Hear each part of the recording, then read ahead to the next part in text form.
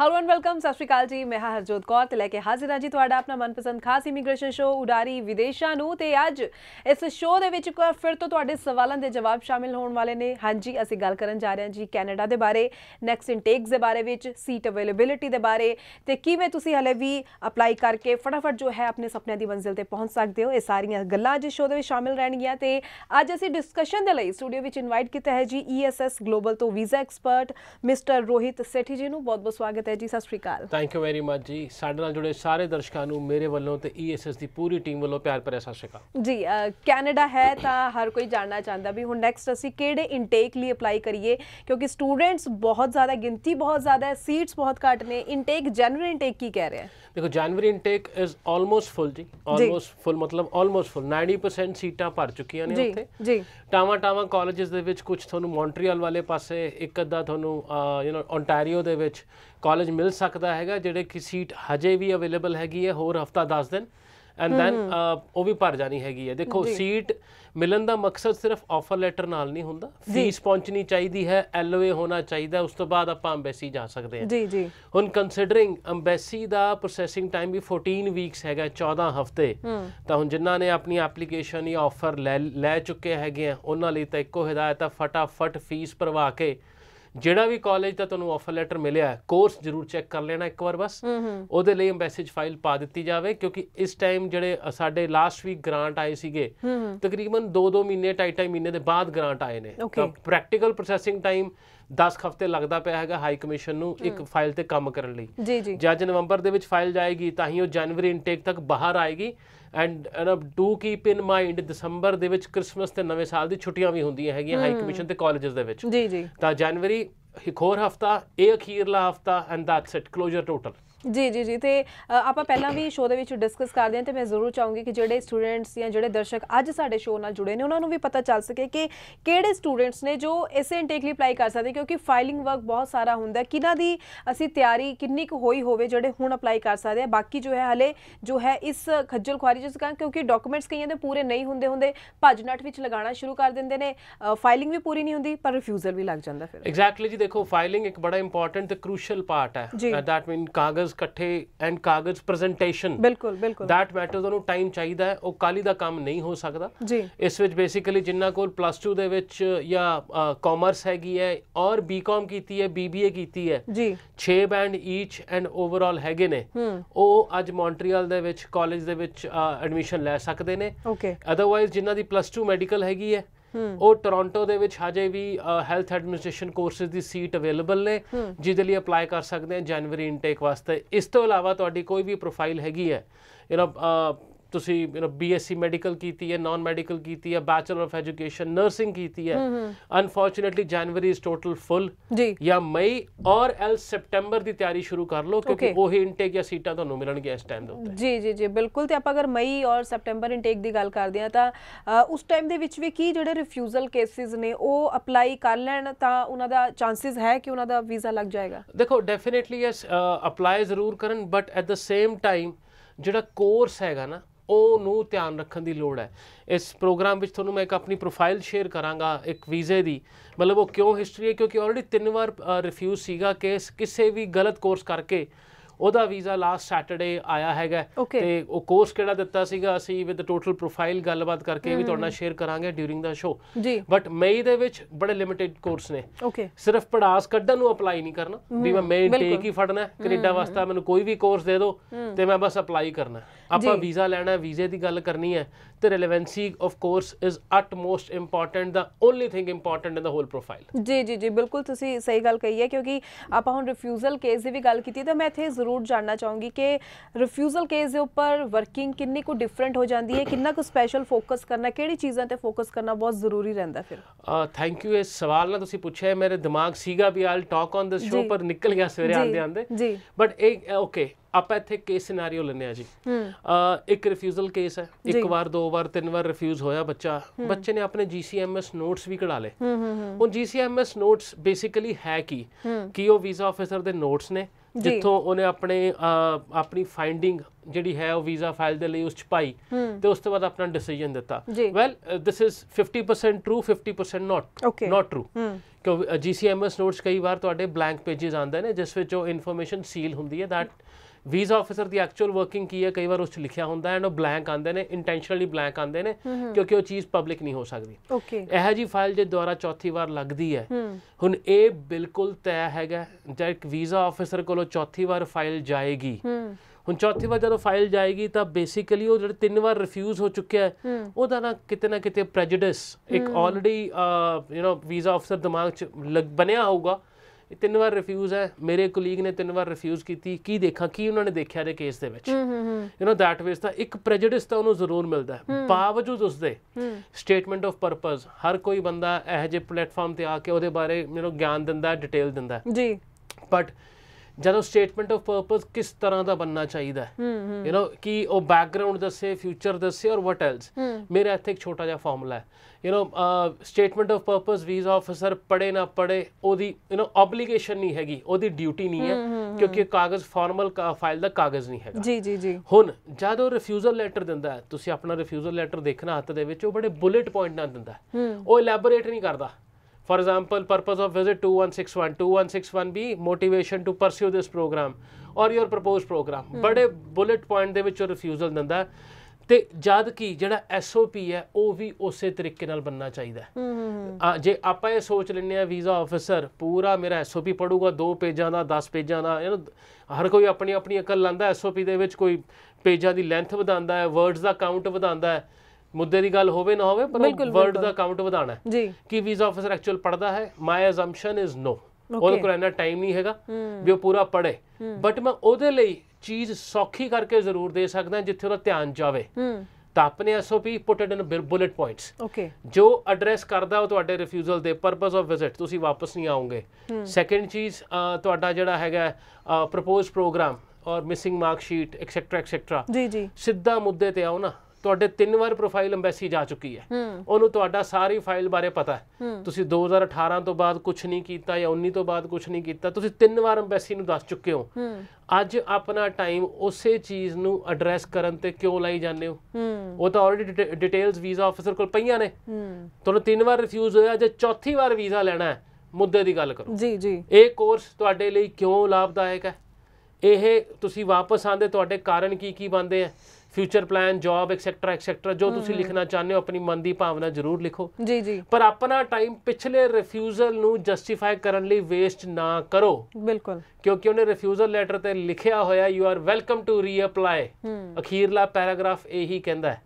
ਤੇ ਆਪਣਾ ਤੁਸੀਂ ਸਾਰੇ એનર્ਜੀ ਜਦ ਪਿਛਲੇ ਰਿਫਿਊਜ਼ਲ ਨੂੰ ਜਸਟੀਫਾਈ ਕਰਨ ਨੂੰ ਲਾ ਦਿੰਦੇ ਹੋ ਨਾ, ਉਹ ਆਪ ਨੂੰ ਵਰਡਸ ਨਹੀਂ ਮਿਲਦੇ ਮੈਂ ਕੀ ਲਿਖਾਂ ਕਿਉਂਕਿ ਏਜੰਟ ਨੇ ਕੋਰਸ ਦਿੱਤਾ ਸੀਗਾ ਜਾਂ ਰਿਸ਼ਤੇਦਾਰ ਨੇ ਸੁਜੈਸਟ ਕੀਤਾ ਸੀਗਾ, ਹੁਣ ਉਹ ਵਰਡਸ એનર્ਜੀ ਗੁੰਮ ਗਈ ਤਾਂ ਮੁੱਦੇ ਦੀ ਗੱਲ ਤੇ ਤੁਸੀਂ ਆਓਗੇ ਨਹੀਂ ਵੈਸੇ। ਬਿਲਕੁਲ, ਤਾਂ ਆਪਣੇ SOP ਨੂੰ ਬੜਾ ਪ੍ਰੀਸਾਈਜ਼ ਰੱਖੋ, ਬੁਲੇਟ ਪੁਆਇੰਟ ਦੇ ਵਿੱਚ ਟੂ ਦਾ ਪੁਆਇੰਟ ਰੱਖੋ and then see the change and success in your visa files. ਜੀ ਬਿਲਕੁਲ, ਤੇ ਮੈਨੂੰ ਪੂਰੀ ਉਮੀਦ ਹੈ ਕਿ ਤੁਸੀਂ ਇਹਨਾਂ ਚੀਜ਼ਾਂ ਨੂੰ ਧਿਆਨ ਵਿੱਚ ਜ਼ਰੂਰ ਰੱਖੋ। ਤੁਹਾਡੇ ਤੱਕ ਹੀ ਇਹ ਜਾਣਕਾਰੀ ਪਹੁੰਚਾਉਣ ਦੇ ਲਈ ਅਸੀਂ ਸ਼ੋਅ ਲੈ ਕੇ ਆਉਂਦੇ ਹਾਂ ਤਾਂ ਕਿ ਤੁਸੀਂ ਉਹਨਾਂ ਸਭ ਚੀਜ਼ਾਂ ਤੋਂ, ਉਹਨਾਂ ਸਭ ਪਹਿਲੂਆਂ ਤੋਂ ਜਾਣੂ ਹੋ ਸਕੋ ਜੋ ਤੁਹਾਡੇ ਲਈ ਬਹੁਤ ਜ਼ਰੂਰੀ ਹੈ ਤੁਹਾਡੀ ਪ੍ਰੋਫਾਈਲ ਦੇ ਲਈ। ਜੇਕਰ ਤੁਸੀਂ ਵਿਦੇਸ਼ ਜਾਣਾ ਚਾਹੁੰਦੇ ਹੋ, ਬਹੁਤ ਖਾਸ ਗੱਲਾਂ, ਜ਼ਰੂਰੀ ਗੱਲਾਂ ਤੁਹਾਡੇ ਲਈ। ਔਰ ਇਸ ਤੋਂ ਇਲਾਵਾ ਅਗਰ ਤੁਹਾਡੇ ਮਨ ਵਿੱਚ ਕੋਈ ਹੋਰ ਸਵਾਲ ਹੋਵੇ ਤਾਂ ਲਗਾਤਾਰ ਜੋ ਸਕਰੀਨ ਦੇ ਉੱਪਰ ਨੰਬਰ ਡਿਸਪਲੇ ਹੋ ਰਹੇ, ਜ਼ਪਰ ਕਾਲ ਕਰਕੇ ਵੀ ਤੁਸੀਂ ਹੋਰ ਜਾਣ ਸਕਦੇ ਹੋ। ਇਸ ਦੇ ਇਲਾਵਾ ਜੇਕਰ ਤੁਸੀਂ ਵਿਜ਼ਿਟ ਕਰਨਾ ਚਾਹੁੰਦੇ ਹੋ ESS ਗਲੋਬਲ ਆਫਿਸ ਦਾ, ਪੂਰੀ ਜੋ ਹੈ ਡਿਟੇਲ ਚੱਲ ਰਹੀ ਹੈ ਨੀਚੇ, ਤੁਸੀਂ ਜਿੱਥੇ ਤੁਹਾਨੂੰ ਨੇੜੇ ਲੱਗਦਾ, ਈਜ਼ੀ ਲੱਗਦਾ, ਤੁਸੀਂ ਜ਼ਰੂਰ ਆਪਣੇ ਡਾਕੂਮੈਂਟਸ ਲੈ ਕੇ ਵਿਜ਼ਿਟ ਕਰੋ। ਮੈਂ ਹਮੇਸ਼ਾ ਸ਼ੋਅ ਦੇ ਵਿੱਚ ਕਹਿੰਦੀ ਹਾਂ ਕਿ ਡਾਕੂਮੈਂਟਸ ਦੇਖ ਕੇ ਹੀ ਸਹੀ ਤਰੀਕੇ ਨਾਲ ਅਸੈਸਮੈਂਟ ਹੋ ਸਕਦੀ ਹੈ। ਗੱਲਾਂ ਵਿੱਚ ਤੁਸੀਂ ਬਹੁਤ ਕੁਝ ਦੱਸਣਾ ਭੁੱਲ ਜਾਂਦੇ ਹੋ ਤੇ ਫਾਈਨਲੀ ਜਦੋਂ ਡਾਕੂਮੈਂਟਸ ਦੇਖੇ ਜਾਂਦੇ ਆ ਤੇ ਚੀਜ਼ਾਂ ਸਭ ਬਦਲ ਜਾਂਦੀਆਂ। ਫਿਰ ਤੁਸੀਂ ਹੀ ਕਹਿੰਦੇ ਹੋ ਕੰਸਲਟੈਂਟ ਨੂੰ ਕਿ ਤੁਸੀਂ ਫੋਨ ਤੇ ਕੁਝ ਹੋਰ ਗੱਲ ਕਹੀ ਸੀ ਤੇ ਹੁਣ ਤੁਸੀਂ ਸਾਨੂੰ ਕੁਝ ਹੋਰ ਕਹਿ ਰਹੇ ਹੋ। ਸੋ ਸਭ ਚੀਜ਼ਾਂ ਸੇਮ ਰਹਿਣ, ਇਸ ਲਈ ਡਾਕੂਮੈਂਟਸ ਨਾਲ ਹੀ ਆਪਣੀ ਅਸੈਸਮੈਂਟ ਕਰਵਾਇਆ ਕਰੋ। ਤੇ ਕੈਨੇਡਾ ਦੀ ਹੀ ਅੱਜ ਆਪਾਂ ਚਰਚਾ ਕਰ ਰਹੇ ਹਾਂ ਖੁੱਲ ਕੇ, ਤੇ ਇੱਕ ਅਪਡੇਟ ਜੋ ਅਸੀਂ ਹਰ ਵਾਰੀ ਸ਼ੋਅ ਵਿੱਚ ਤੁਹਾਡੇ ਤੋਂ ਲੈਂਦੇ ਹਾਂ ਕਿ ਬਾਇਓਮੈਟ੍ਰਿਕ ਨੂੰ ਲੈ ਕੇ ਹੁਣ ਕੀ ਅਪਡੇਟ ਹੈ, ਕਿਉਂਕਿ ਜਨਵਰੀ ਇਨਟੇਕ ਲਈ ਸਮਾਂ ਵੀ ਘੱਟ ਹੈ, ਤਿਆਰੀ ਬਹੁਤ ਜ਼ਿਆਦਾ ਕਰਨੀ ਹੁੰਦੀ ਹੈ। ਜਿਹੜੇ ਸਟੂਡੈਂਟਸ ਨੇ ਅਪਲਾਈ ਕੀਤੇ ਹੈ, ਜਿਨ੍ਹਾਂ ਦੇ ਵੀਜ਼ਾ ਚਾਂਸਿਸ ਹੋ ਚੁੱਕੇ ਨੇ, ਵੀਜ਼ਾ ਆਉਣ ਵਾਲਾ ਹੈ ਜਨਵਰੀ ਇਨਟੇਕ ਦੇ ਲਈ। ਸੋ ਬਾਇਓਮੈਟ੍ਰਿਕ ਦੇ ਕੀ ਅਪਡੇਟਸ ਅਪਡੇਟਸ ਚੱਲ ਰਹੇ ਹੁਣ? ਦੇਖੋ ਬਾਇਓਮੈਟ੍ਰਿਕ ਪੰਜਾਬ ਤਾਂ ਮਿਲਦੇ ਨਹੀਂ ਪਏ ਜੀ ਹਜੇ ਵੀ, ਬੜਾ ਕਲੀਅਰ ਕੱਟ ਹੈਗਾ। VFS ਦੀ ਵੈਬਸਾਈਟ ਕਿਸੇ ਹੱਦ ਤੱਕ ਕੰਮ ਕਰਦੀ ਹੈ, ਫਿਰ ਉਹ ਕਿਤੇ ਨਾ ਕਿਤੇ ਬਲੌਕ ਜਾਂ ਉਹਨੂੰ ਟਾਈਮ ਆਊਟ ਕਰਕੇ ਬਾਹਰ ਆ ਜਾਂਦੀ ਹੈ। ਜੀ ਜੀ, ਬੜਾ ਸਟਰੋਂਗ ਸੁਜੈਸ਼ਨ ਐਂਡ ਰეკਮੈਂਡੇਸ਼ਨ, ਜਿੱਥੇ ਬਾਇਓਮੈਟ੍ਰਿਕ ਅੱਜ ਦੀ ਡੇਟ 'ਚ ਮਿਲਦੇ ਪਏ ਨੇ ਉੱਥੇ ਲਵੋ, ਕਿਉਂਕਿ ਜੇ ਕੈਨੇਡਾ ਜਾਣਾ ਨਾ ਇੰਨੀ ਦੂਰ ਕਿਤੇ ਫਲਾਈਟ ਦੇ ਵਿੱਚ ਬਹਿ ਕੇ, ਤਾਂ ਅਹਿਮਦਾਬਾਦ ਜਾਂ ਪੁਣੇ ਜਾਣ ਲੱਗੇ ਜਾਨ ਨਹੀਂ ਨਿਕਲਣੀ ਚਾਹੀਦੀ। ਜੀ ਜੀ ਜੀ, ਇਹ ਨਹੀਂ ਹੋਣਾ ਚਾਹੀਦਾ ਭਾਜੀ ਬੜੀ ਦੂਰ ਹੈ, ਬਾਇਓਮੈਟ੍ਰਿਕ ਹੈ, ਉਸ ਤੋਂ ਬਗੈਰ ਵੀਜ਼ਾ ਨਹੀਂ ਆਣਾ, ਤੇ ਉਹ ਜ਼ਰੂਰੀ ਹੈ। ਤੇ ਜਿੱਥੇ ਮਿਲਦੀ ਹੈ ਜ਼ਰੂਰ ਕਰਾਓ, ਤਾਂ ਕਿ ਆਪਾਂ ਜਨਵਰੀ ਇਨਟੇਕ ਨੂੰ ਕੈਚ ਕਰ ਸਕੀਏ। ਇਹ ਧਿਆਨ ਰੱਖਣਾ, ਜਨਵਰੀ ਇਨਟੇਕ ਜੇ ਡੈਫਰ ਹੋ ਜਾਂਦਾ ਕਿਸੇ ਵੀ ਕਾਰਨ, ਤਾਂ ਬਹੁਤ ਸਾਰੇ ਕੋਰਸਿਸ ਸਿੱਧਾ ਸੈਪਟੈਂਬਰ 'ਚ ਹੀ ਮਿਲਣੇ ਨੇ, ਮਈ ਵਿੱਚ ਨਹੀਂ ਮਿਲਣੇ। ਇਹੋ ਜਿਹੇ ਕਈ ਕਾਲਜ ਨੇ ਜਿਨ੍ਹਾਂ ਦੇ ਆਫਰ ਲੈਟਰ ਰਿਵੋਕ ਹੋ ਚੁੱਕੇ ਨੇ, ਮੈਂ ਨਾਮ ਨਹੀਂ ਲਵਾਂਗਾ, ਜਿਨ੍ਹਾਂ ਕੋਲ ਹੈਗੇ ਆ ਓਨਟਾਰੀਓ ਦੇ ਵਿੱਚ, ਟੋਰਾਂਟੋ ਦੇ ਵਿੱਚ ਕਾਲਜ ਹੈ ਜਿਨ੍ਹਾਂ ਦੇ ਫੀਸਾਂ ਪੇ ਹੋ ਕੇ ਉਹਨਾਂ ਨੇ ਕਾਲਜਸ ਨੇ ਆਪਣੇ ਆਫਰ ਵਿਡਰਾ ਕਰ ਲਏ, ਸੀਟਾਂ ਸਾਡੀਆਂ ਓਵਰ ਬੁੱਕ ਹੋ ਚੁੱਕੀਆਂ, we can not entertain any more student.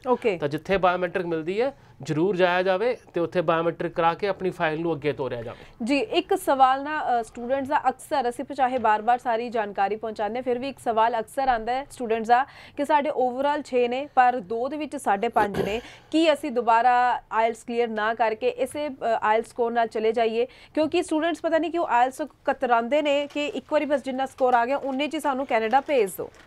ਦੇਖੋ ਇਹ ਬੜਾ ਸਪਸ਼ਟ ਹੈ ਜੀ, ਆਪਣੇ ਮਾਂ-ਬਾਪ ਦੇ ਪੈਸੇ ਤੇ ਆਪਣਾ ਟਾਈਮ ਖਰਾਬ ਨਾ ਕਰੋ ਜੀ। ਪੜਾਸ ਕੱਢਣੀ ਹੈ ਕੈਨੇਡਾ ਦੀ ਨਾ ਕੱਢ ਕੇ US ਦੀ ਕੱਢ ਲਓ, ਕਿਉਂਕਿ ਇਹ ਬੜਾ ਸਪਸ਼ਟ ਹੈ 2 5.5 1 5.5 ਦਾ ਟਾਈਮ ਹੁਣ ਚਲਾ ਗਿਆ ਜੀ ਜੀ। ਜੇ ਮੈਂ ਫਿਰ ਵੀ ਕਿਸੇ ਕੋਲ ਜਾ ਕੇ ਆਪਣੀ ਕਵਾਂਗਾ ਨਾ ਵੀ ਮੈਂ ਅਪਲਾਈ ਕਰਨਾ ਹੈ, ਕਿਸੇ ਨੇ ਆਂਦੇ ਪੈਸੇ ਨੂੰ ਮਨਾ ਨਹੀਂ ਕਰਨਾ, ਸਾਡੇ ਕੋਲ ਆਉਂਗੇ ਅਸੀਂ ਵੀ ਲਵਾਂਗੇ ਕਹਿ ਕੇ ਵੀਜ਼ਾ ਚਾਂਸਸ ਤੇਰੀ ਕਿਸਮਤ ਦੇ ਆ ਭਰਾ।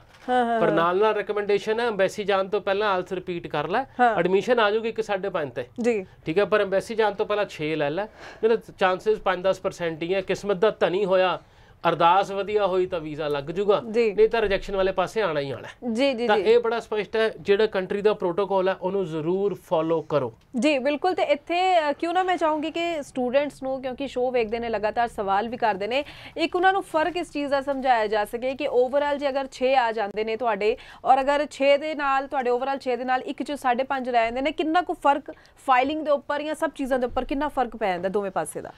ਦੇਖੋ ਇਸ 'ਚ ਨਾ ਤੁਸੀਂ ਅਕੈਡਮਿਕ ਪਰਸੈਂਟੇਜ ਵੀ ਨਾਲ ਲੈ ਕੇ ਆਉਂਦੇ ਆ, ਕਿਉਂਕਿ ਜਦ ਆਪਾਂ ਐਮਬੈਸੀ ਜਾਂਦੇ ਆ ਉਹ 2 ਤਰਫੋਂ ਫਾਈਲ ਜਾਂਦੀ ਹੈ, ਤੁਹਾਡਾ ਪਰਸੈਂਟੇਜ, ਤੁਹਾਡਾ ਆਇਲਸ ਸਕੋਰ। ਹੁਣ ਜਿੱਥੇ ਪਰਸੈਂਟੇਜ ਤੁਹਾਡਾ 80% 85% ਹੈਗਾ ਤੇ ਤੁਹਾਡੇ ਆਇਲਸ ਓਵਰਆਲ 6 ਨੇ, 1 'ਚ 5.5 ਹੈ, ਬੜਾ ਵੱਡਾ ਸਵਾਲ ਹੋ ਜਾਂਦਾ ਇੱਕ ਵੀਜ਼ਾ ਆਫਿਸਰ ਅੱਗੇ, ਇਹ ਬੱਚੇ ਨੇ ਦੁਬਾਰਾ ਇੰਗਲਿਸ਼ ਕਿਉਂ ਨਹੀਂ ਅਟੈਂਪਟ ਕੀਤੀ, ਆਇਲਸ ਕਿਉਂ ਨਹੀਂ ਅਟੈਂਪਟ ਕੀਤਾ ਤੇ SGS ਵਿੱਚ ਫਾਈਲ ਲਈ ਕਿਉਂ? ਕਿਉਂਕਿ ਉਹਦਾ 80% ਮਾਰਕਸ ਹੈਗੇ ਨੇ ਕਲਾਸ 12th ਦੇ ਵਿੱਚ, ਜਿਹੜੀ ਇੰਗਲਿਸ਼ ਮੀਡੀਅਮ 'ਚ ਪੜ੍ਹੀ ਹੈ, ਤੇ ਕਿਤੇ ਨਾ ਕਿਤੇ ਕੁਐਸਚਨ ਮਾਰਕ ਪਾ ਦਿੰਦਾ ਇਹ ਬੱਚੇ ਦੀ ਇੰਟੈਂਸ਼ਨ ਦੇ ਉੱਤੇ ਜੀ ਜੀ ਜੀ। ਸਿਰਫ ਉਹਨੇ ਪਹੁੰਚਣਾ ਹੀ ਹੈ, ਫਿਰ ਉਹ ਰਿਫਿਊਜ਼ਲ ਲਾਉਂਦਾ 2161B ਤੇ, ਦੈਟ ਤੁਹਾਡੇ ਇੰਗਲਿਸ਼ ਲੈਂਗੁਏਜ ਲੋ ਲੈਂਗੁਏਜ ਨੇ, ਤੁਸੀਂ ਕੋਰਸ ਪੂਰਾ ਨਹੀਂ ਕਰ ਪਾਓਗੇ।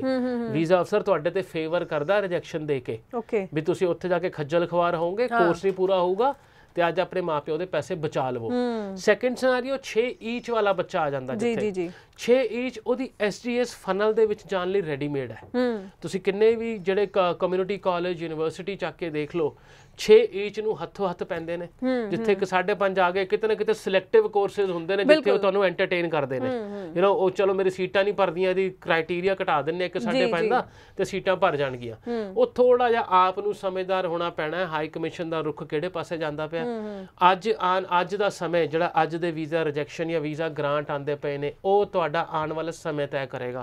ਇੱਥੇ ਤੁਹਾਡੀ ਛੋਟੀ ਜੀ ਪ੍ਰੋਫਾਈਲ ਜਿਹੜੀ ਮੈਂ ਕਹੀ ਸੀ ਉਹ ਜ਼ਰੂਰ ਡਿਸਕਸ ਕਰਨਾ ਚਾਹਾਂਗਾ, ਮੈਨੂੰ ਫੋਨ ਦੀ ਹੈਲਪ ਲੈਣੀ ਪੈਣੀ ਹੈ, ਪ੍ਰੋਫਾਈਲ ਹੈ ਇਹਦੇ ਵਿੱਚ ਜੀ। ਓਕੇ, ਐਪਲੀਕੈਂਟ ਦਾ ਨਾਮ ਨਹੀਂ ਦੱਸਾਂਗਾ ਜੀ ਮੈਂ, ਇਹਦੀ ਕੁਆਲੀਫਿਕੇਸ਼ਨ ਦੱਸ ਦਿੰਦਾ। ਇਹਨਾਂ ਨੇ ਕੀਤੀ ਹੈ BCom 2014 ਦੇ ਵਿੱਚ, ਉਸ ਤੋਂ ਬਾਅਦ MBA 2014 ਤੋਂ 16 ਐਂਡ ਉਸ ਤੋਂ ਬਾਅਦ ਇਹਨਾਂ ਦਾ ਐਕਸਪੀਰੀਅੰਸ ਰਿਹਾ ਹੈਗਾ ਐਜ਼ ਐਨ ਅਕਾਊਂਟੈਂਟ ਰਿਹਾ ਬੇਸਿਕਲੀ, ਚਾਰਟਰਡ ਅਕਾਊਂਟੈਂਟ ਦੇ ਨਾਲ ਸੈਪਟੈਂਬਰ 16 ਤੋਂ ਲੈ ਕੇ ਜੂਨ 19 ਤੱਕ ਆਡਿਟ ਅਸਿਸਟੈਂਟ।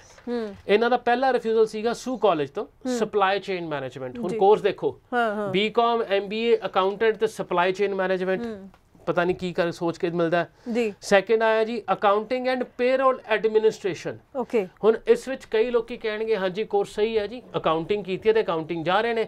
ਹੁਣ ਉੱਥੇ ਇੱਕ ਬੜਾ ਇੰਪੋਰਟੈਂਟ ਚੀਜ਼ ਆ ਜਾਂਦਾ ਜੇ ਅਕਾਊਂਟਿੰਗ ਐਂਡ ਪੇਰੋਲ ਐਡਮਿਨਿਸਟ੍ਰੇਸ਼ਨ ਹੈ, ਸਪੈਸ਼ਲਾਈਜ਼ਡ ਫੀਲਡ ਹੈ। ਇੱਥੇ 12ਵੀਂ ਅਕਾਊਂਟਿੰਗ ਵਾਲਾ ਬੱਚਾ ਪੇਰੋਲ ਵਾਲਾ ਕੰਮ ਕਰਦਾ, ਜਿਹੜਾ ਮੁਨਸ਼ੀ ਵਾਲਾ ਹੁੰਦਾ ਤਨਖਾਹ ਬਣਾਉਣ ਵਾਲਾ। ਜੀ ਜੀ ਜੀ। ਹੁਣ ਤੂੰ MBA ਕਰਕੇ ਇਹ ਕੋਰਸ ਕਿਉਂ ਕਰਨ ਜਾ ਰਿਹਾ? ਸਮਝ ਤੋਂ ਬਾਹਰ ਹੈ, ਕਿਉਂਕਿ ਆਪਣੇ ਆਪ ਨੂੰ ਡਾਊਨਗ੍ਰੇਡ ਕਰਦੇ ਪਏ ਹੋ ਤੁਸੀਂ। ਫਿਰ ਥਰਡ ਆਇਆ ਜੀ ਦੁਆਰਾ ਕਿਸੇ ਬੰਦੇ ਨੇ ਕੈਂਪਬੈਲ ਕਾਲਜ ਐਡਮਿੰਟਨ ਦੇ ਵਿੱਚ ਸਪਲਾਈ ਚੇਨ ਮੈਨੇਜਮੈਂਟ ਪ੍ਰੋਗਰਾਮ ਲਾਤਾ। 17 ਫਰਵਰੀ 2021 ਨੂੰ ਤੀਸਰਾ ਰਿਫਿਊਜ਼ਲ ਆਇਆ ਇਹਨਾਂ ਦਾ। 3 ਰਿਫਿਊਜ਼ਲ ਆਜ ਦੇ 6 ਬੈਂਡ ਈਚ ਸਾਡੇ ਕੋਲ ਆਉਂਦੇ ਆ। ਅਸੀਂ ਇਹਨਾਂ ਨੂੰ ਕੋਰਸ ਦਿੱਤਾ ਜਿਹੜਾ that was post graduate diploma in international business management with finance specialisation. ਹੁਣ ਉਹਦੀ ਅਪਗ੍ਰੇਡੇਸ਼ਨ ਤਾਂ ਆਟੋਮੈਟਿਕਲੀ ਹੋਈ। ਨੰਬਰ 1 PG ਕੋਰਸ, ਨੰਬਰ 2 ਜਿਹੜੀ ਉਹਦੀ MBA ਜਾਂ ਉਹਦਾ ਆਡਿਟ ਦਾ ਐਕਸਪੀਰੀਅੰਸ ਸੀਗਾ ਉਹਦੇ ਵਿੱਚ ਅਕਾਊਂਟਿੰਗ ਦਾ ਰੋਲ ਸੀ, ਉਹਨੂੰ ਫਾਈਨੈਂਸ ਨਾਲ ਸਪੈਸ਼ਲਾਈਜ਼ ਕਰਤਾ। ਠੀਕ ਹੈ। ਅਸੀਂ ਬਾਰ-ਬਾਰ ਇੱਕੋ ਚੀਜ਼ ਕਹਿੰਦੇ ਆ ਅਲੱਗ-ਅਲੱਗ ਪਲੇਟਫਾਰਮ ਤੋਂ course selection is main. Course title ਨਹੀਂ ਜਾਣਾ। BCom ਕਹਿ ਕੇ ਲੋਕੀ ਸਪਲਾਈ ਚੇਨ ਲੈਂਦੇ ਆ, ਯੈਸ ਲੈਂਦੇ ਆ, ਵੀਜ਼ਾ ਆਂਦਾ ਹੈ, ਪਰ BCom ਚ ਸਬਜੈਕਟ ਕੀ ਸੀਗੇ, ਨੰਬਰ ਕੀ ਸੀ, ਬਹੁਤ ਸਾਰੇ ਮੈਟਰ ਕਰਦੇ ਆ। ਜੀ ਜੀ। ਆਪਣੀ ਜਨਤਾ ਕੋਰਸ ਟਾਈਟਲ ਵੇਖਦੀ ਹੈ। ਮੇਰੇ ਫਰੈਂਡ ਦਾ ਸੇਮ ਪ੍ਰੋਫਾਈਲ ਸੀਗਾ, ਉਹਨੇ ਵੀ BCom ਕੀਤੀ ਸੀ ਤੇ ਸਬਜੈਕਟ ਨਹੀਂ ਦੇਖਣਗੇ। ਉਹ ਮੇਰੇ ਉਹ ਵੀ ਇਸੇ ਕੋਰਸ ਗਿਆ ਸੀ, ਇਸੇ ਕਾਲਜ, ਉਹਦਾ ਵੀਜ਼ਾ ਆ ਗਿਆ। ਫਿਰ ਉਹ ਕਹਿੰਦੇ ਵੀ ਕਿਤੇ ਏਜੰਟ ਗਲਤ ਸੀ ਜਾਂ ਕਿਤੇ ਗਲਤ ਸੀ। ਆਪਣੀ ਇੰਟੈਲੀਜੈਂਸ ਲੈਵਲ ਵੀ ਮਿਲਾਓ। ਤੁਹਾਡੇ ਸ਼ਰਟ ਦੇ ਸਾਈਜ਼ ਅਲੱਗ-ਅਲੱਗ ਹੈ ਤੁਹਾਡੇ ਫਰੈਂਡ ਦੇ ਨਾਲ, ਤੁਹਾਡੇ ਫਿਟਿੰਗ ਅਲੱਗ-ਅਲੱਗ ਹੈ, ਤੁਹਾਡੀ ਪ੍ਰਾਇੋਰਟੀਜ਼ ਅਲੱਗ-ਅਲੱਗ ਹੈ। ਤਾਂ ਇਹ ਇਕੱਠੀਆਂ ਪ੍ਰੋਫਾਈਲਾਂ ਕਦੇ ਵੀ ਇੱਕ ਵਰਗੀਆਂ ਨਹੀਂ ਹੁੰਦੀਆਂ ਹੈਗੀਆਂ। You need to distinguish them and ਆਪਣੇ ਲੋੜ ਦੇ ਹਿਸਾਬ ਨਾਲ ਅਗਲਾ ਕੋਰਸ ਚੱਕੋ, ਪੂਰੀ ਆਪਣੀ ਹੋਮਵਰਕ ਤੇ ਰੇਕੀ ਕਰਕੇ। ਜੀ। ਦੈਨ ਆਟੋਮੈਟਿਕਲੀ ਵੀਜ਼ਾ ਸਕਸੈਸ ਤੁਹਾਡਾ ਵੱਧ ਜਾਂਦਾ ਹੈ। ਜੀ ਜੀ ਜੀ ਬਿਲਕੁਲ। ਤੇ ਮੈਨੂੰ ਪੂਰੀ ਉਮੀਦ ਹੈ ਕਿ ਇਹ ਫਰਕ ਕੀ ਹੈ ਔਰ ਕਿਉਂ ਸਟੂਡੈਂਟਸ ਨੂੰ ਜੋ ਹੈ ਪੂਰਾ ਧਿਆਨ ਰੱਖਣਾ ਚਾਹੀਦਾ ਹਰ ਪ੍ਰੋਫਾਈਲ ਦੇ ਉੱਪਰ, ਆਪਣੇ ਆਇਲ ਸਕੋਰ ਦੇ ਉੱਪਰ। ਤੇ ਇਸੇ ਨੂੰ ਸਮਝਾਉਣ ਦੇ ਲਈ ਤੁਹਾਡੇ ਲਈ ਇਹ ਸਵਾਲ ਪੁੱਛਿਆ ਸੀ ਤਾਂ ਕਿ ਤੁਹਾਨੂੰ ਇੱਕ ਇੱਕ ਚੀਜ਼ ਕਲੀਅਰ ਹੋ ਜਾਏ। ਤੇ ਆਈ ਹੋਪ ਕਿ ਤੁਹਾਨੂੰ ਇਹ ਚੀਜ਼ ਜ਼ਰੂਰ ਕਲੀਅਰ ਹੋ ਗਈ ਹੋਏਗੀ, ਕਿਉਂਕਿ ਜਿਹੜੇ ਸਟੂਡੈਂਟਸ ਕਹਿੰਦੇ ਨੇ ਕਿ ਜੇ ਸਾਡੇ ਓਵਰਆਲ 6 1 ਚ 5.5 ਨਾਲ ਜਿਵੇਂ ਵੀ ਹੋ ਕੇ ਅਗਰ ਕੈਨੇਡਾ ਦਾ ਬਣਦਾ ਹੈ ਤਾਂ ਲਗਾ ਦਿਓ। ਸੋ ਉਹਨਾਂ ਲਈ ਇਹ ਸਵਾਲ ਦਾ ਜਵਾਬ ਸੀ। ਤੇ ਉਮੀਦ ਕਰਦੇ ਹਾਂ ਕਿ ਤੁਸੀਂ ਇਸੇ ਤਰੀਕੇ ਨਾਲ ਜੁੜ ਕੇ ਹੋਰ ਸਵਾਲ ਵੀ ਸਾਨੂੰ ਪੁੱਛਦੇ ਰਹੋ। ਤੁਹਾਡੇ ਸਵਾਲਾਂ ਨੂੰ ਹੀ ਇਸ ਪ੍ਰੋਗਰਾਮ ਦੇ ਵਿੱਚ ਅਸੀਂ ਸ਼ਾਮਿਲ ਕਰਦੇ ਹਾਂ ਹਮੇਸ਼ਾ। ਤੇ ਹੋਰ ਕਿਸ ਤਰ੍ਹਾਂ ਦੀ, ਕਿਉਂਕਿ ਤੁਹਾਡੇ ਕੋਲ ਢੇਰ ਸਾਰੇ ਸਟੂਡੈਂਟਸ ਪਹੁੰਚਦੇ ਨੇ ਤੇ ਅੱਜ ਦੇ ਟਾਈਮ ਦੇ ਵਿੱਚ ਸਟੂਡੈਂਟ ਦੇ ਮਨ ਵਿੱਚ ਹੁਣ ਵੱਡਾ ਸਵਾਲ ਕੀ ਚੱਲ ਰਿਹਾ? ਦੇਖੋ ਸਟੂਡੈਂਟ ਦੇ ਮਨ ਦੇ ਵਿੱਚ ਤਾਂ ਇਹੀ ਹੈ, ਮੈਂ ਜਿੱਥੇ ਸਟੂਡੈਂਟ ਦਾ ਮਨੋਸਥਿਤੀ ਕੀ ਕਹਿੰਦੀ ਹੈ, ਨਵਾਂ ਪਾਸ ਆਊਟ ਬੱਚਾ ਜੀ ਕਹਿੰਦਾ ਚਲੋ ਇੱਕ ਵਾਰ ਹਿੰਮਤ ਮਾਰਦੇ ਆ, ਆਲਸੀ ਨਹੀਂ ਹੋਇਆ ਤਾਂ ਫਿਰ ਦੇਖਾਂਗੇ। ਇੱਕ ਪਾਸੇ ਉਹ ਪਾਸ ਆਊਟ ਹੈ, ਜਿਵੇਂ ਮੈਂ ਆਹ ਪ੍ਰੋਫਾਈਲ ਦੱਸੀ, ਮਤਲਬ 2 MBA ਕੀਤੀ, ਅਰਾਊਂਡ 4-5 ਸਾਲ ਹੋ ਗਏ, ਜੌਬ ਮਾਰਕੀਟ ਵਾਲੇ ਪਾਸੇ ਵੀ ਚਲੇ ਗਏ। 10-15 ਹਜ਼ਾਰ ਤੋਂ ਉੱਤੇ ਤਨਖਾਹ ਨਹੀਂ ਮਿਲਦੀ ਪਈ। ਅੱਜ ਉਹ ਬੰਦਾ ਕਹਿੰਦਾ ਮੈਂ ਜਿੰਨੀ ਜਲਦੀ ਹੋ ਸਕੇ ਇੱਥੋਂ ਨਿਕਲਾਂ। ਆਲ ਸਭ ਤੋਂ ਪਹਿਲਾ ਸਟੈਪ ਹੁੰਦਾ ਤੁਹਾਡੇ ਸਟੂਡੈਂਟ ਵੀਜ਼ਾ ਵਾਸਤੇ। ਬਿਲਕੁਲ। ਸਟੂਡੈਂਟ ਵੀਜ਼ਾ ਤੁਹਾਡੀ ਪਹਿਲੀ ਪੌੜੀ ਹੈਗੀ ਹੈ ਤੁਹਾਡੇ PR ਵਾਸਤੇ, ਪਰ ਉਹ ਪੌੜੀ ਤੇ ਪੈਰ ਰੱਖਣ ਵਾਸਤੇ ਤੁਹਾਨੂੰ ਸਟੂਡੈਂਟ ਵੀਜ਼ਾ ਦੇ ਰੂਲ ਹੀ ਸਮਝਣੇ ਪੈਣੇ ਆ। PR ਦੇ ਰੂਲ ਸਮਝਣ ਦੀ ਲੋੜ ਨਹੀਂ ਹਜੇ, ਤੁਹਾਡੀ ਕੋਈ ਸਟੇਜ ਨਹੀਂ ਆਈ PR ਦੀ। ਪਹਿਲਾਂ ਸਟੂਡੈਂਟ ਵੀਜ਼ਾ ਦੇ ਰੂਲ, ਸਟੂਡੈਂਟ ਵੀਜ਼ਾ ਕਰਕੇ ਵਰਕ ਪਰਮਿਟ ਦੇ ਰੂਲ, ਵਰਕ ਪਰਮਿਟ ਦੇ ਵਿੱਚ ਪੈ ਕੇ PR ਦੇ ਰੂਲ। ਇਹਨੂੰ ਤੁਸੀਂ ਇੱਕ ਲੈਡਰ ਦੀ ਤਰ੍ਹਾਂ ਯੂਜ਼ ਕਰੋਗੇ ਨਾ, ਪੌੜੀ ਦੀ ਤਰ੍ਹਾਂ, ਸਟੈਪ ਬਾਈ ਸਟੈਪ। ਰਾਦਰ ਮੈਂ ਤੀਜੀ ਪੌੜੀ ਤੇ ਪਹਿਲਾਂ ਚੜ ਜਾਵਾਂ, ਐ ਨਹੀਂ ਕਦੇ ਹੁੰਦਾ। ਬਿਲਕੁਲ। ਅੱਜ ਪੰਜਾਬ, ਨਾਰਥ ਇੰਡੀਆ ਰਾਦਰ ਸਭ ਤੋਂ ਜ਼ਿਆਦਾ ਬੱਚੇ ਭੇਜਦਾ ਹੈਗਾ ਬਾਹਰਲੇ ਮੁਲਕਾਂ ਦੇ ਵਿੱਚ ਪੜ੍ਹਨ ਵਾਸਤੇ। ਸਭ ਤੋਂ ਜ਼ਿਆਦਾ ਐਪਲੀਕੇਸ਼ਨ ਲੱਗਦਾ ਹੈ ਪੰਜਾਬ ਰੀਜਨ ਤੋਂ। ਸਭ ਤੋਂ ਜ਼ਿਆਦਾ ਰਿਜੈਕਸ਼ਨ ਵੀ ਪੰਜਾਬ ਰੀਜਨ ਤੋਂ ਆਉਂਦਾ ਹੈ। ਕਿਉਂ? ਕਿਉਂਕਿ ਅੰਨ੍ਹੇਵਾਹ ਫਾਈਲਾਂ ਲਾਈ ਜਾਂਦੀਆਂ ਨੇ। ਕੋਈ ਪੜਾਸ ਕੱਢਣ ਵਾਸਤੇ ਲਾਉਂਦਾ ਹੈ, ਕੋਈ ਕਿਸਮਤ ਅਜ਼ਮਾਉਣ ਵਾਸਤੇ ਲਾਉਂਦਾ ਹੈ। ਤੇ ਇਹ ਪੂਰੇ ਦੇ ਪੂਰੇ ਮਾਡਲ ਦੇ ਵਿੱਚ ਬਹੁਤ ਸਾਰੇ ਲੋਕ ਇਹੋ ਜਿਹੇ ਨੇ ਜਿਨ੍ਹਾਂ ਨੇ ਇਹਨੂੰ ਪੈਸੇ ਕਮਾਉਣ ਦਾ ਜ਼ਰੀਆ ਬਣਾ ਲਿਆ, ਬਗੈਰ ਇੱਕ ਬੈਕਗਰਾਊਂਡ ਕਮਿਟਮੈਂਟ ਲਿੱਤੇ ਹੋਏ। ਜਿਹੜਾ ਬੱਚਾ ਮੇਰੇ ਕੋਲ ਆ ਰਿਹਾ ਹੈ ਕਿ ਮੈਂ ਵਾਕਈ ਐਜੂਕੇਸ਼ਨ ਕੰਸਲਟੈਂਟ ਹੈ ਕਿ ਸਿਰਫ ਕਾਗਜ਼ ਇੱਧਰ ਤੋਂ ਉੱਧਰ ਕਰਨ ਦੀ ਰਿਸਪੌਂਸਿਬਿਲਿਟੀ ਜਾਂ ਜ਼ਿੰਮੇਵਾਰੀ ਨਿਭਾ ਰਿਹਾ? ਬਿਲਕੁਲ। Education consultancy means knowledge. ਤੁਸੀਂ ਕਿਸੇ ਬੰਦੇ ਦਾ ਫਿਊਚਰ ਬਣਾਉਂਦੇ ਪਏ ਹੋ। ਇੱਕ ਕਲਾਇੰਟ ਦੀ ਜ਼ਿੰਮੇਵਾਰੀ ਹੈ ਸਵਾਲ ਪੁੱਛਣੇ। ਸਵਾਲ PR ਦੇ ਨਹੀਂ ਪੁੱਛਣੇ, ਸਵਾਲ ਵਰਕ ਪਰਮਿਟ ਦੇ ਨਹੀਂ ਪੁੱਛਣੇ। ਉਹ ਇੰਟਰਨੈਟ ਤੇ ਬਹੁਤ ਤੁਹਾਨੂੰ ਮਿਲ ਜੂਗਾ, ਅਲੱਗ-ਅਲੱਗ ਪਲੇਟਫਾਰਮ ਤੋਂ ਬਹੁਤ ਲੋਕਾਂ ਦੀ ਗੱਲਾਂ ਸੁਣੀਆਂ ਹੋਣਗੀਆਂ। ਸਵਾਲ ਕੀ ਪੁੱਛਣੇ ਆ? ਮੈਂ ਸਟੂਡੈਂਟ ਵੀਜ਼ੇ ਵਾਸਤੇ ਜਾ ਰਿਹਾ, ਮੇਰਾ ਟਾਈਮ ਟੇਬਲ ਕਿਵੇਂ ਮਿਲੂਗਾ? ਓਰੀਐਂਟੇਸ਼ਨ ਦਾ ਮਤਲਬ ਕੀ ਹੈਗਾ? ਮੇਰੀ ਪੜ੍ਹਾਈ 'ਚ ਕਿਹੜੇ ਮੋਡਿਊਲ ਪੜ੍ਹਾਈ ਜਾਣਗੇ? ਕਿ ਮੈਂ ਇੱਥੋਂ ਕੋਈ ਕਿਤਾਬ ਲੈ ਕੇ ਜਾਵਾਂ ਜਾਂ ਉੱਥੇ ਹੀ ਕਰਾਂਗਾ? ਮੇਰੇ ਕਾਲਜ ਦਾ ਕੋਈ ਈਮੇਲ ID ਦਿਓ ਜਿੱਥੇ ਮੈਂ ਗੱਲ ਕਰ ਸਕਾਂ ਉੱਥੋਂ ਦੇ ਪਾਸ ਆਊਟ ਸਟੂਡੈਂਟਸ ਦੇ ਨਾਲ ਕੋਈ ਪੀਅਰ ਗਰੁੱਪ ਬਣਿਆ ਹੋਏਗਾ, ਕਿਉਂਕਿ ਇਹ ਪਹਿਲੇ 2 ਸਾਲ ਜਿਹੜੇ ਤੁਹਾਡੇ ਪੜ੍ਹਾਈ ਦੇ ਹੈਗੇ ਆ ਨਾ ਕੈਨੇਡਾ ਦੇ ਵਿੱਚ, ਇਹ ਤੁਹਾਡੇ ਆਉਣ ਵਾਲੇ ਸਮੇਂ ਦਾ ਪਲੇਟਫਾਰਮ ਤਿਆਰ ਕਰਨਗੇ ਜੀ। ਤੇ ਇੱਥੇ ਮੇਰੀ ਸਟਰੋਂਗ ਸੁਜੈਸ਼ਨ ਹੈ, ਬਹੁਤ ਸਟਰੋਂਗ ਸੁਜੈਸ਼ਨ ਹੈ, ਤੁਹਾਡੇ ਦੋਸਤ ਮਿੱਤਰ ਰਿਸ਼ਤੇਦਾਰ ਸਭ ਬਹੁਤ ਵਧੀਆ ਹੋਣਗੇ, ਪਰ ਉਹ ਤੁਹਾਡੇ ਵਾਲੇ ਸਟੈਪ ਤੇ ਨਹੀਂ ਹੈਗੇ ਜਿੱਥੇ ਤੁਸੀਂ ਅੱਜ ਜਾ ਰਹੇ ਹੋ। ਬੀਇੰਗ ਅ ਬਿਗਨਰ, ਉਹ ਤੁਹਾਡੇ ਤੋਂ ਪਹਿਲਾਂ ਸਾਲ ਗਏ ਹੋਣਗੇ ਜਾਂ 2 ਸਾਲ ਪਹਿਲਾਂ ਗਏ ਹੋਣਗੇ, ਅੱਜ ਪੱਕੇ ਹੋ ਗਏ ਹੈ ਜਾਂ ਵਰਕ ਪਰਮਿਟ ਤੇ ਹੈ, ਉਹਨਾਂ ਨੇ ਔਖਾ ਟਾਈਮ ਕੱਢ ਲਿਆ। ਉਹਨਾਂ ਦਾ ਐਕਸਪੀਰੀਅੰਸ ਸਿਰਫ ਤੁਹਾਨੂੰ ਇੱਕ ਨੌਲੇਜ ਜਾਂ ਗੱਲਬਾਤ ਵਾਂਗੂ ਆਏਗਾ, ਪਰ ਤੁਹਾਡਾ ਐਕਸਪੀਰੀਅੰਸ ਆਪ ਬਣੇਗਾ। ਉਹਦੀ ਤਿਆਰੀ ਤੁਸੀਂ ਆਪ ਕਰਨੀ ਹੈ, ਕਿਸੇ ਦੇ ਕਹੇ ਤੇ ਜਾਂ ਕਿਸੇ ਦੀ ਸਲਾਹ ਤੇ ਉਹਨੂੰ ਅੰਨੇਵਾਹ ਮੰਨਣ ਨਹੀਂ ਲੱਗ ਜਾਣਾ। ਤੁਹਾਡੀ ਕੁਝ ਜ਼ਿੰਮੇਵਾਰੀ ਹੈਗੀ ਹੈ, ਕੁਝ ਐਜੂਕੇਸ਼ਨ ਕੰਸਲਟੈਂਟ ਦੀ ਜ਼ਿੰਮੇਵਾਰੀ ਹੈ, ਤਾਂ ਹੀ ਤੁਸੀਂ ਇਹਨੂੰ ਕਰਕੇ ਆਪਣਾ ਵੀਜ਼ਾ ਸਕਸੈਸ 90% ਤੱਕ ਲੈ ਕੇ ਜਾ ਸਕਦੇ ਹੋ, ਜੇ ਥੋੜੀ ਜਿਹੀ ਅਕਲਮੰਦੀ ਨਾਲ ਚੱਲੋਗੇ ਪੂਰੇ ਪ੍ਰੋਸੈਸ ਦੇ ਵਿੱਚ। ਜੀ ਬਿਲਕੁਲ, ਤੇ ਜਿਵੇਂ ਤੁਸੀਂ ਗੱਲ ਕੀਤੀ ਕਿ ਹਰ ਚੀਜ਼ ਸਟੈਪ ਦੇ ਨਾਲ ਹੀ ਹੁੰਦੀ ਹੈ, ਸੋ ਸਟੈਪ ਵਾਈਜ਼ ਹੀ ਚੱਲਣਾ ਚਾਹੀਦਾ। ਪਰ ਕਈ ਵਾਰੀ ਅਸੀਂ ਆਮ ਤੌਰ ਤੇ ਸੁਣਦੇ ਆ ਕਿ ਵੀ ਜਿੰਨਾ ਮਰਜ਼ੀ ਪੈਸਾ ਲੈ ਲਓ ਜੀ, ਸਾਨੂੰ ਵਰਕ ਪਰਮਿਟ ਤੇ ਭੇਜ ਦਿਓ ਬਾਹਰ। ਤੇ ਵਰਕ ਪਰਮਿਟ ਦੀ ਜੋ ਸੱਚਾਈ ਹੈ ਇਹ ਤੁਸੀਂ ਜਾਣ ਹੀ ਚੁੱਕੇ ਹੋ ਕਿ ਪਹਿਲਾਂ ਤੁਸੀਂ ਉੱਥੇ ਪਹੁੰਚੋਗੇ, ਸਟੱਡੀ ਵੀਜ਼ਾ ਤੇ ਜਾਓਗੇ, ਉਸ ਤੋਂ ਬਾਅਦ ਸਟੈਪ ਬਾਈ ਸਟੈਪ ਹਰ ਚੀਜ਼ ਹੁੰਦੀ ਹੈ। ਔਰ ਕਈ ਜਦੋਂ ਐਵੇਂ ਪੇਸ਼ ਕਰਦੇ ਨੇ ਕਿ ਜਿੰਨੇ ਮਰਜ਼ੀ ਪੈਸੇ ਲੈ ਲਓ, ਅਸੀਂ ਉਸ ਦੇ ਵਿੱਚ ਕਹਾਂਗੇ ਪੇਰੈਂਟਸ ਵੀ ਜ਼ਿੰਮੇਵਾਰ ਨੇ ਕਿ ਕੋਈ ਗੱਲ ਨਹੀਂ ਜੀ ਪੈਸੇ ਲੈ ਕੇ ਵਰਕ ਪਰਮਿਟ ਦਵਾ ਦਿਓ। ਤਾਂ ਇਹ ਕਿੰਨੀ ਕਿਸ ਚੀਜ਼ ਨੂੰ ਅਸੀਂ ਕਹਿ ਸਕਦੇ ਹਾਂ ਸੱਚਾਈ, ਕਿਉਂਕਿ ਬੜੀਆਂ ਠੱਗੀਆਂ ਇਸ ਨਾਂ ਤੇ ਵੀ ਹੋ ਰਹੀਆਂ ਨੇ ਅੱਜ ਦੇ ਟਾਈਮ। ਦੇਖੋ ਵਰਕ ਪਰਮਿਟ ਬੜਾ ਸਿੰਪਲ ਜਿਹਾ ਫਾਰਮੂਲਾ ਜੀ, ਜਿਹੜੀ ਚੀਜ਼ ਮੇਰੇ ਕੰਟਰੋਲ 'ਚ ਨਹੀਂ ਹੈਗੀ ਜੀ, ਵਰਕ ਪਰਮਿਟ ਇੱਥੇ ਇੰਡੀਆ 'ਚ ਬੈਠ ਕੇ ਕਿਤੇ ਕੰਟਰੋਲ 'ਚ ਨਹੀਂ ਆਉਂਦਾ ਹੈਗਾ। ਸਿਰਫ ਗੱਲਾਂ ਹੀ ਹੁੰਦੀਆਂ, ਕਾਗਜ਼ ਦਿਖਾਏ ਜਾਂਦੇ ਆ, ਐਪਲੀਕੇਸ਼ਨ ਲੱਗੀ ਕਿ ਨਹੀਂ ਲੱਗੀ ਰੱਬ ਜਾਣਦਾ ਹੈਗਾ। ਉਹ ਚੀਜ਼ ਤੱਕ ਤੇ ਪੈਣਾ ਨਹੀਂ ਚਾਹੀਦਾ। ਜਿਹੜੀ ਚੀਜ਼ ਬਹੁਤ ਸੌਖੀ ਕਰਕੇ ਦਿਖਾਈ ਜਾਵੇ ਜਾਂ ਦਿਖੇ, ਉਹ ਸੱਚ ਹੀ ਨਹੀਂ ਹੋ ਸਕਦੀ। ਬਿਲਕੁਲ ਉਹ ਸੱਚ ਹੀ ਨਹੀਂ ਹੋ ਸਕਦੀ। ਜਦ ਬੱਚਾ ਸਾਈਕਲ ਚਲਾਉਣਾ ਸਿੱਖਦਾ, ਬੀਇੰਗ ਐਨ ਵੱਡਾ ਐਲਡਰ, ਮੇਰੇ ਲਈ ਸਾਈਕਲ ਚਲਾਉਣਾ ਬੜਾ ਆਸਾਨ ਹੈ, ਪਰ ਬੱਚੇ ਲਈ ਉਹ ਬਹੁਤ ਵੱਡੀ ਚੀਜ਼ ਹੈ, ਕਿਉਂਕਿ ਉਹ ਡਰਦਾ ਪਿਆ। ਉਹਨੇ ਹੌਲੀ ਹੌਲੀ ਬੇਬੀ ਸਟੈਪ ਲੈਣੇ ਜਦ ਤੱਕ ਉਹ ਐਕਸਪਰਟ ਰਾਈਡਰ ਬਣੇਗਾ। ਬੀਇੰਗ ਏ ਪੇਰੈਂਟ, ਪਿੱਛੋਂ ਤੁਸੀਂ ਫੜਦੇ ਹੋ ਨਾ ਸੀਟ ਵੀ ਕੋਈ ਨਹੀਂ ਬੇਟਾ ਤੂੰ ਚੱਲ, ਮੈਂ ਪਿੱਛੇ ਫੜੀ ਹੈ। ਅੱਜ ਵੀ ਉਹੀ ਸਟੇਜ ਹੈ ਜਦ ਤੁਸੀਂ ਆਪਣੇ ਬੱਚਿਆਂ ਦਾ ਬਾਹਰ ਜਾਣ ਦਾ ਸੁਪਨਾ ਪੂਰਾ ਕਰਨ ਲਈ ਪੂਰੇ ਜ਼ਿੰਦਗੀ ਭਰ ਦੀ ਸੇਵਿੰਗ ਦਾਅ ਤੇ ਲਾ ਦਿੰਦੇ ਹੋ। ਤੁਸੀਂ ਹਜੇ ਵੀ ਸੀਟ ਪਿੱਛੋਂ ਫੜਨੀ ਹੈ, ਕਿਉਂਕਿ ਐਕਸਪੀਰੀਅੰਸ ਤੁਹਾਡਾ ਜ਼ਿਆਦਾ ਹੈ ਬੰਦਾ ਪਰਖਣ ਦਾ ਤੇ ਰੂਲ ਨੂੰ ਵੇਖਣ ਦਾ। ਇੱਕ ਬੱਚਾ ਸਿਰਫ ਔਰ ਸਿਰਫ ਐਪਲੀਕੈਂਟ ਜਦ ਕਿਸੇ ਕੋਲ ਜਾਂਦਾ ਹੈ, ਮੈਂ ਦੁਬਾਰਾ ਕਹਿਣਾ, ਕਿਸੇ ਕੰਸਲਟੈਂਟ ਨੇ ਪੈਸੇ ਆਂਦੇ ਨਹੀਂ ਮੋੜਨੇ, ਉਹਦੀ ਦੁਕਾਨਦਾਰੀ ਹੈ, ਉਹ ਪੈਸੇ ਆਂਦੇ ਪਏ ਦੁਕਾਨਦਾਰੀ ਚਲਾਣੀ ਹੈ। ਪਰ ਪ੍ਰੈਕਟੀਕਲ ਜੇ ਵਰਕ ਪਰਮਿਟ ਲੱਗਦੇ ਹੁੰਦੇ ਤਾਂ ਪੰਜਾਬ ਸਾਰਾ ਵਰਕ ਪਰਮਿਟ ਤੇ ਨਾ ਤੁਰਦਾ। ਬਿਲਕੁਲ ਇਹ ਕੋਈ ਗਿੱਦੜ ਸਿੰਘ ਤਾਂ ਹੈ ਨਹੀਂ ਜਿਹੜੀ ਲੁਕੋ ਕੇ ਰੱਖੀ ਹੋਈ ਹੈ ਜੀ, ਹਰੇਕ ਨੇ ਪੈਸੇ ਕਮਾਣੇ ਆ ਤੇ ਜਿਵੇਂ ਪੈਸੇ ਮਿਲਣਗੇ ਬੰਦਾ ਉਸ ਪਾਸੇ ਜਾਏਗਾ।